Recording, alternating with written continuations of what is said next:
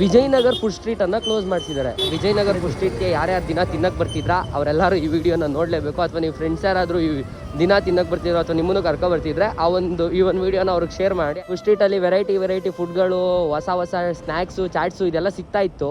ಇವಾಗ ಅದನ್ನ ಕ್ಲೋಸ್ ಮಾಡಿಸಿದ್ದಾರೆ. ಅಂದ್ರೆ ಪೂರ್ತಿ ಕ್ಲೋಸ್ ಮಾಡಿಸಿಲ್ಲ, ಒಂದ್ ಸೈಡ್ ಅಂದ್ರೆ ಫುಡ್ ಸ್ಟ್ರೀಟ್ ಬಂದು 2 ಸೈಡ್ ಇತ್ತು. ರೋಡ್ ಇಂದ ಈ ಕಡೆಗಿತ್ತು, ಒಂದು ಆ ಕಡೆಗಿತ್ತು. ರೋಡ್ ಇಂದ ಲೆಫ್ಟ್ ರೈಟಿಗೆ. ಸೊ ರೋಡ್ ಇಂದ ಲೆಫ್ಟ್ ಸೈಡ್ ಇರೋದನ್ನ ಕ್ಲೋಸ್ ಮಾಡಿಸಿದ್ದಾರೆ. ಅಂದ್ರೆ ಅಲ್ಲಿ ರೆಸಿಡೆನ್ಷಿಯಲ್ ಏರಿಯಾ ಅದು ಒಳಗಡೆ. ಸೊ ಅದ್ರ ಎದುರುಗಡೆ ಎಲ್ಲ ಹಾಕೊಂಡು ಟ್ರಾಫಿಕ್ ಜಾಮ್ ಆಗತ್ತೆ ಅಂತ ಹೇಳ್ಬಿಟ್ಟು ನೋಟಿಸ್ ಅನ್ನ ಕೊಟ್ಟು ಆ ಏರಿಯಾದವರು ಕ್ಲೋಸ್ ಮಾಡಿಸಿರುವಂತದ್ದು. ಆಕ್ಚುಲಿ ಈ ಕ್ಲೋಸ್ ಏನ್ ಮಾಡ್ಸಿದಾರಲ್ಲ, ಅಲ್ಲೇ varieties of non veg food ಸಿಗ್ತಾ ಇದ್ದು. ಬಿರಿಯಾನಿಯಿಂದ ಹಿಡಿದು ಮಶ್ರೂಮ್ ಬಿರಿಯಾನಿಯಿಂದ ಹಿಡಿದು ಹೊಸ ತರದ್ ಏನೇನೋ ಫುಡ್ಗಳು ನಾನ್ ವೆಜ್ ಅಲ್ಲಿ ಸಿಗ್ತಾ ಇತ್ತು. ಆ ಕಡೆ ಹೋದ್ರೆ ಒಂದ್ ರೇಂಜ್ ಅದ್ ಕಡೆ ಫುಲ್ ವೆಜ್ ಇದೆ. ಈ ಮಸಾಲ ಪುರಿ, ಎಗ್ ರೈಸ್ ಆ ತರದ್ದೆಲ್ಲ ಆ ಕಡೆ ಇದೆ. ಈ ಕಡೆ ಫುಲ್ ನಾನ್ ವೆಜ್ ಸಿಗೋದು. ಬಟ್ ಇದನ್ನೇ ಕ್ಲೋಸ್ ಮಾಡಿಸ್ಬಿಟ್ಟಿದ್ದಾರೆ.